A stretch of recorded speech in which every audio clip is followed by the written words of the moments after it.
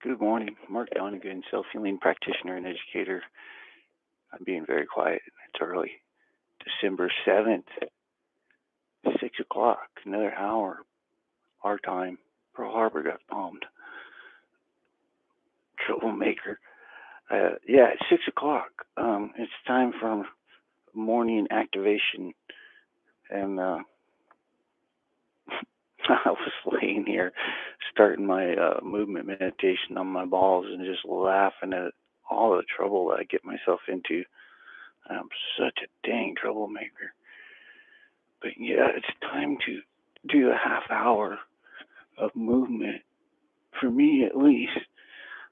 Uh, Well, it's not really movement. It's movement, meditation, and breath work all at the same time. And I'm not going to do an activation program like Alexis. I'm just going to wiggle for half an hour and spend this time that I'm normally doing a regiment activation, doing an unregimented one.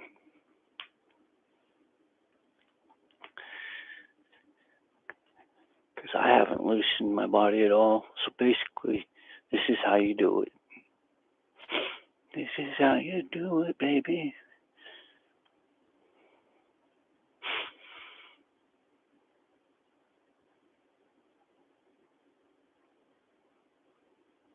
Box breathing. 4, 4, 4, 4. Hold. 4, 4, 4, 4. In. 4, 4, 4, 4. Hold. 4, 4, 4, 4. Out. 4, 4, 4, 4. Hold. 4, 4, 4. In. 4, 4, 4. Hold. 4, 4, 4. Out. 4, 4, 4. Hold. 4, 4, 4. In. 4, 4.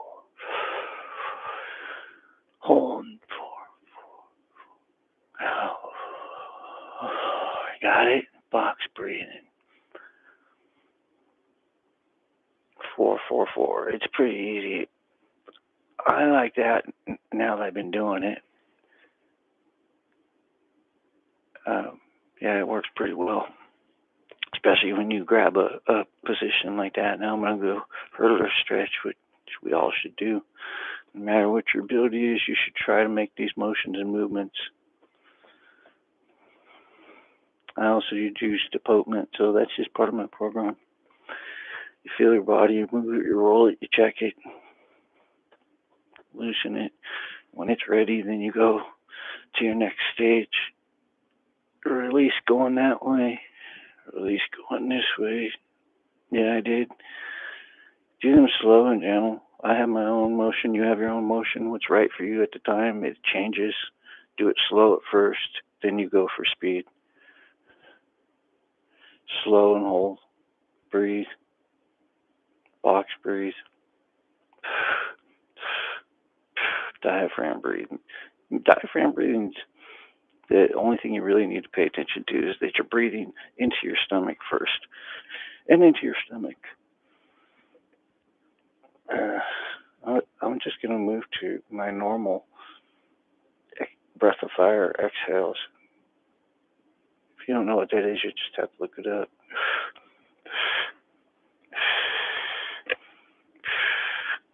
The exhales can be for minutes and through many motions.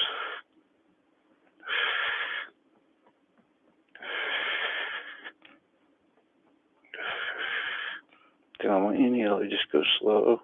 Start with my stomach and fill up. And I generally hold or go slow. Just hold or move very slowly.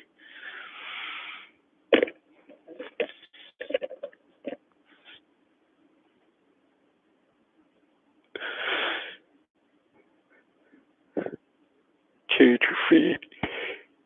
Everything you want to do differently. You want to explore where you can't stretch, what you can't do. Cross over. How much tension in your hips when you cross over. Do you get release in your low back like I'm getting all the way up my spine? Right? You want to do this every day. You want to get your low body separated from your upper body. You saw I started with my legs. There's a good reason for that. My legs are my good part right now. My easiest part to break free. They're peripheral. But I am starting to move my spine, which is core, right? So I'm waking my body up from the ground. It's particularly useful for men who are not grounded, who are up in their head, don't make use of their hips. I watched one martial art instructor, one of the highest level ones that there is on this planet, basically, and he destroyed people with his hip strength. Within 2 inches of him, he could move his hips so quickly and strongly in a 2-inch motion that he could knock other men over. It was incredible to see.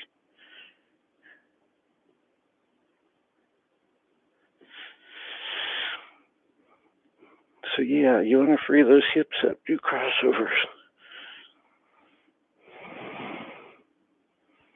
All kinds of stuff. Bicycle, like I'm not into the exercise part, but you want to strain, you want the tension. It's called tension and release.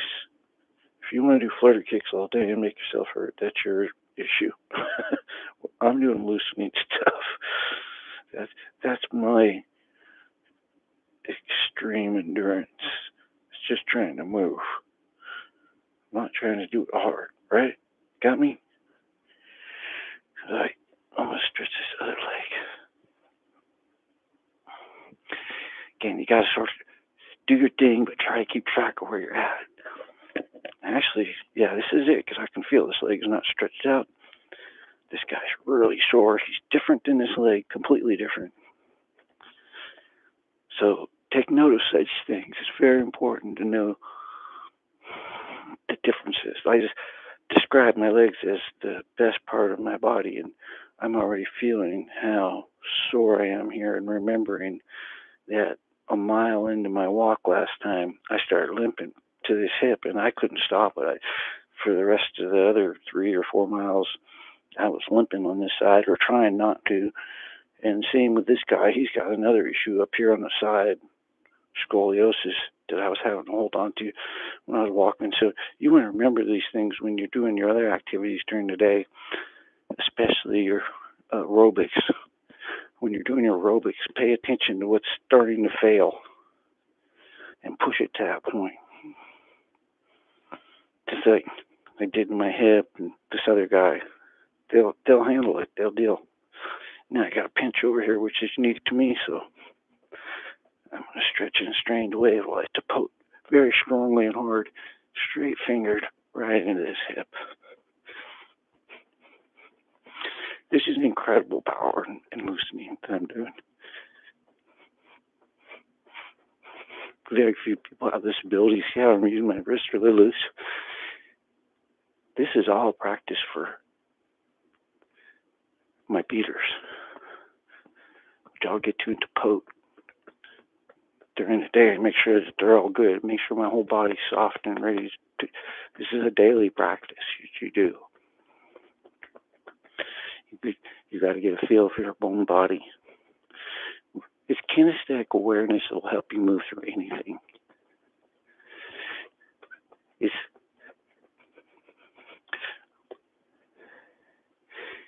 the same whether you had one piece wrong or all of you wrong. You still got to move your whole body and connect it all. And you work in little sections. It's just like anything else. I got a half hour. I know I can spend 10 minutes, 10 minutes, and 10 minutes on arms and head, in a general sense. I'm already 10 minutes in and I moved past that. So I wasn't really thinking of trying to do this all in a half hour. It's just stretching out. But I will keep moving. See, this leg is up higher than the other one. And then I strengthen the stretch by bringing this knee up and coming over. And it gets his hip that I was just working on, and it stresses that knee more, which is okay to stress your knee. I have torn cartilage in both. It's okay to stress it as long as you don't stress it too much, and it depends on why you're stressing it. Torn cartilage is one thing, but a ligament or some other damage, you don't want to stress it. You do to some degree, but it can tear. You have to know that it can tear. You have to know your physiology, at least the basics of it. Yeah, somebody was asking me last week, Mark, did the nerves attach to the bones? And it's like, yeah, where do you think they do attach? It's hilarious. Yeah, people don't know the basic anatomy. Nerves actually can run in and around bones. Ugh, some tennis ball. Let me get in position. You just want to start. Oh, there. Oh, man, major release.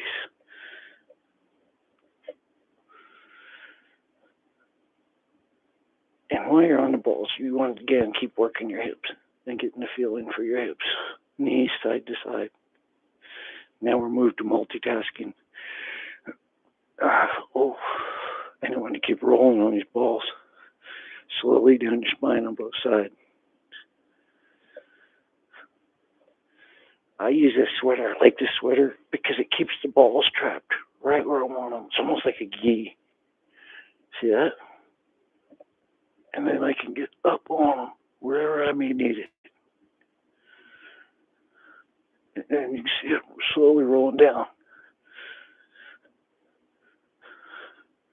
And then I will use the two balls on different sides. I found this very important. Just let the balls move around where they want to go.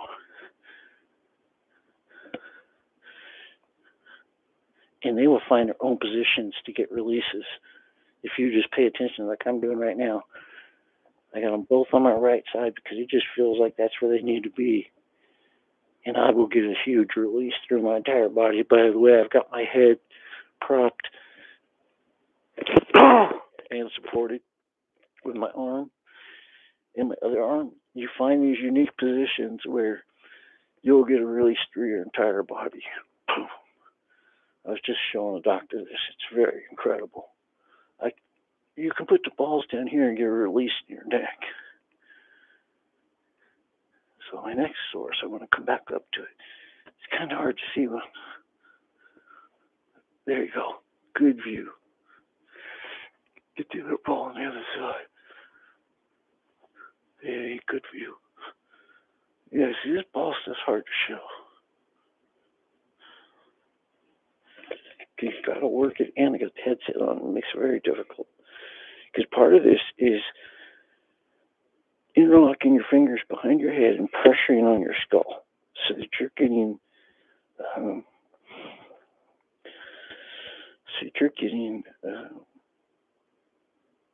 cranial sacral pressure around your skull. You want to be moving your skull plates every day by putting your hand pressure on. You also want to be able to have your hands on your head and move your head side to side without pressure to loosen your neck, which is also what I'm doing while I'm here on the balls. Doing both those things. I'm doing tension and I'm doing relaxation movement. I will tense pressure on my head for a while. Just hold and breathe and relax and let things release. And then I'll go loose and do circles. Circles on the ball. Circles are all important. So get those balls up there now, up higher. I can't turn around and see this, but I'm pretty sure you can see that. And that, again, I'm supporting my neck differently, get my hands in a different placement, put pressure around my neck, hold my surgery side, put pressure on it. Pressure is good for the bones. And it also relaxes the nerves and muscles. So I think I'm just going to roll the balls up a little higher, almost to their peak position around my neck. I could feel that. That's like as high as they're going to go on the shoulder. Other than that, you can take the two balls and hold them together and rest them on this part of your neck and go up individually and hold the ball and loosen your head this way, side to side, in them little circles. So basically, that's pretty much a whole body stretch except for the arms. And I'll do those when I sit up here. I'll do some sitting upper body stretches because this is middle body. I'll do some twisting too for the thoracic. It's not hard. None of this is hard. It just depends how you do it. I got 10 minutes left on my half hour.